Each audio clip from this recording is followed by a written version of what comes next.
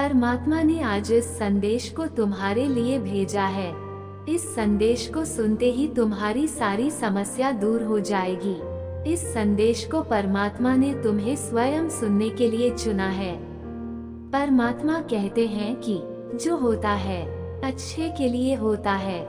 कभी कभी विपरीत परिस्थितियाँ हमारे वर्तमान स्थिति को अच्छा करने के लिए ही आती हैं।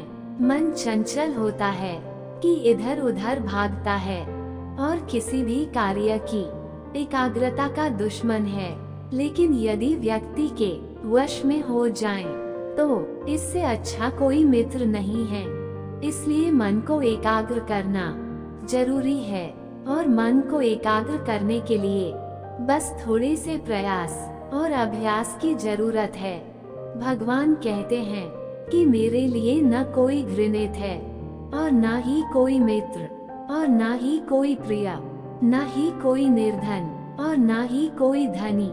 बस जो भक्ति भाव के साथ मुझे याद करते हैं, मैं उनका हो जाता हूँ और वो मेरे ईश्वर कहते हैं। वो किसी के भाग्य के निर्माता नहीं है। व्यक्ति खुद ही अपना भाग्य लिखता है। आप जैसा बीज बोएंगे, आप वैसा ही फसल काटेंगे। आप जैसा कर्म करेंगे, आपको वैसा ही परिणाम मिलेंगे। यदि विद्यार्थी मन लगाकर पढ़ाई करेंगे, तो परीक्षा में सफल होंगे। इसलिए हर व्यक्ति का भाग्य है तभी बदलेगा जब वो अपना कर्म करेगा। भ्रम और संध्या से परे। जब भगवान आपसे प्यार करते हैं, तो आप हर चीज से प्यार करते हैं। ईश्वर कहते हैं, कभी खेत में किसी किसान को खेती करते देखा है। वो उसे सींचता है, उसे जोतता है, पशु पक्षियों से खेत की फसल की रक्षा करता है।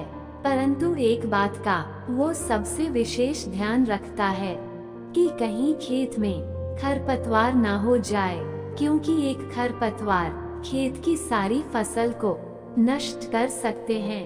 ठीक उसी प्रकार यदि वंश की कोई संतान खूंटी निकल जाती है, तो वो समूचे वंश का सर्वनाश कर देते हैं। इसलिए संतान के लालन पालन विशेष ध्यान देना आवश्यक होता है, क्योंकि संतान वो फसल होती है जो आने वाले समय को महान बना सकती है या फिर वंश का पतन कर सकती है।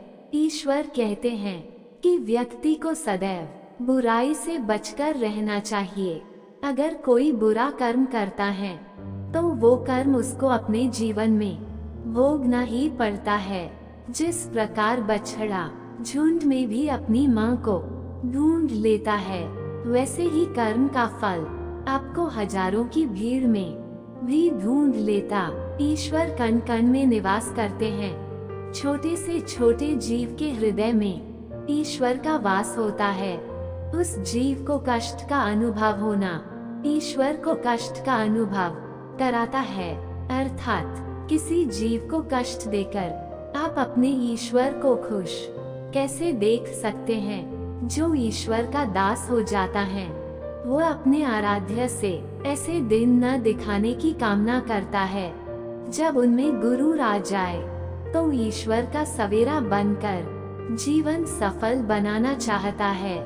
जो व्यक्ति सदैव हंसता खेलता मुस्कुराता रहता, अगर वो अपने स्वभाव से भिन्न हो जाए, अर्थात चुप चुप गुमसुम उदास रहने लगे, उसके हृदय में एक दर्द है। उस दर्द ने उसे कमजोर बना दिया है। जिसमें व्यक्ति के पास संपूर्ण धन दौलत ईश्वर वैभव सब है, मगर संतुष्टि नहीं, उस धन दौलत का कोई अर्थ नहीं, क्योंकि वो व्यक्ति सदैव असंतुष्टि की स्थिति में रहता है। जिसके पास संतुष्टि है, वह थोड़े में भी संतुष्ट रहता है। जब भी आप कोई बुरा कार्य करते हो या अच्छा कार्य करते हो, आपको लगता है कि कोई देख नहीं रहा, लेकिन आप ये भूल जाते हैं कि आप जो कुछ भी कर रहे हैं, भगवान की दृष्टि आप पर बनी हुई है। इसलिए आप यह न समझें कि आप अकेले हैं। भगवान सदैव आपके साथ होते हैं।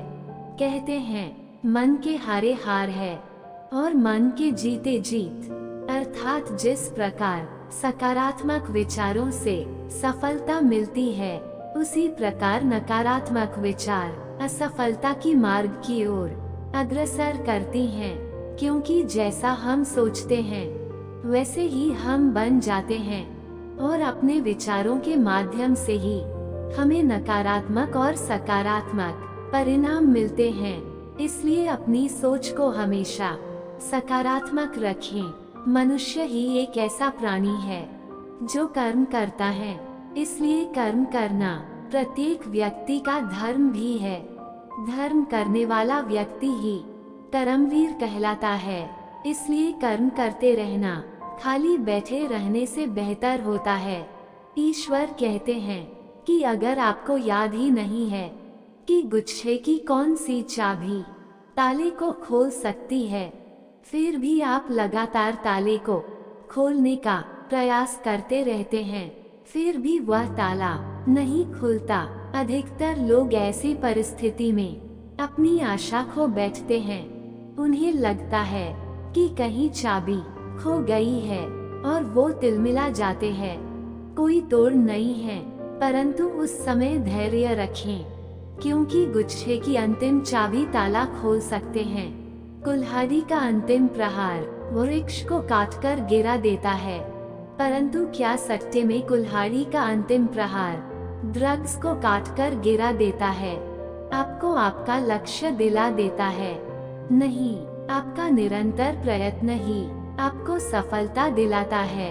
जब आपका मन निराश हो तो अपने कार्य में दोगुने उत्साह से जुट जाए, क्योंकि अनावरत बेहतर जल ही कठोर चट्टान को काट सकता है। असफलता का मूल है परिश्रम, प्रयास और आशा। ईश्वर कहते हैं कि आपको पूरे धैर्य और भगवान पर विश्वास के साथ अपना जीवन निर्वाह करना चाहिए। लोग अक्सर सच कहने से बचते हैं, ये डरते हैं और सत्य कभी छुप नहीं सकता और ना ही कभी मिट सकता है। हम कितना की छुपा ले, पर एक न एक दिन सच तो उजागर हो ही जाएगा। इसलिए जो बात सच पर आधारित हो, उसे कहने या मानने से कभी नहीं डरना चाहिए। लोग अपने शरीर को सुंदर बनाने में लगे रहते हैं, पर आत्मा की सुंदरता शरीर की सुंदरता से कहीं ज्यादा महत्वपूर्ण है। शरीर तो नश्वर है, मिट्टी से बना है और मिट्टी में ही मिल जाता है, पर आत्मा अमर है। इसलिए आत्मा की सुंदरता पर ध्यान दो। आत्मा की सुंदरता स्वयं को भगवान में लीन करने में मिलती है। जो अज्ञानी व्यक्ति होता है वही गलतफहमी पाल लेता है कि मैं करता हूँ, सभी कार्य मेरे द्वारा किए जा रहे हैं। ऐसे में उसमें अहंकार घर कर लेता है। परंतु इस सृष्टि में जो भी हो रहा है, सब कुछ भगवान की इच्छा से हो रहा है। अज्ञानता के कारण व्यक्ति में जब अहंकार जन्म लेता है, तो उसका पतन होना निश्चित है। ईश्वर कहते हैं, मनुष्य का जीवन में मृत्यु के समान होता है। आज कृष्ण तो कल वर्षा, परसों शीत, तनिक संकट आया तो हम संयम खो बैठते हैं, तो तनिक ऋतु बदली तो हम मध्य हो जाते हैं। अपने आक्रोश, अपने क्रोध में हम उनसे ही संबंध बिगाड़ लेते हैं जो हमारे अपने होते हैं। क्यों ऐसा ही होता है ना? हमें लगता है कि हमारे अपने हैं, फिर से मना लेंगे, परंतु स्मरण रखिए, सदा ऐसा करना संभव नहीं होता। सागर की कुसलती लहरों को तट सहाता, और यदि तट ही टूट जाए तो बाढ़ आ जाती है। इसलिए अपने संबंधों को संभाल कर निभाना चाहिए। तो दोस्तों, ये वीडियो यहाँ पर समाप्त होती है। आशा करते हैं कि आप लोगों ने इस वीडियो से बहुत कुछ सीखा होगा। मिलते हैं एक नई वीडियो के माध्यम से। तब तक के लिए अपना ख्याल रखिएगा और एक बार कमेंट बॉक्स में थैंक यू यूनिवर्स जरूर लिखाइएगा। और चैनल में नए आए होंगे तो चैनल को लाइक शेयर सब्सक्राइब जरूर करें। धन्यवाद।